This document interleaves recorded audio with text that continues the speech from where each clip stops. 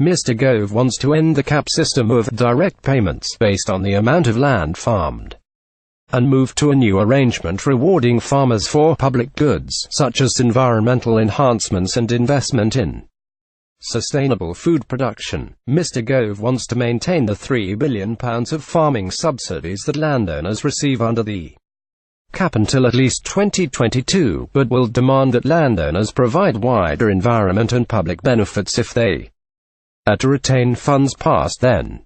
The government estimates that subsidy cuts for landowners who fail to provide the necessary wider benefits could total £150 Minnesota a year, with that money set to help farmers focusing on environmental enhancement and other public goods. Mr. Gove anticipates that an agricultural transition period will last a number of years after the UK leaves the EU in March 2019. Getty landowners could lose £150 million a year under a shake-up of farming subsidies after Brexit. He will launch a consultation on proposals during this period today, asking to hear the farming industry's views on both the length of transition needed and how best to phase out existing subsidies. The Surrey Heath MP will set out 3 options on how to phase out existing cap subsidies: progressive reduction to farmers' payments, a cap to the largest payments, or a different cap, a reduction to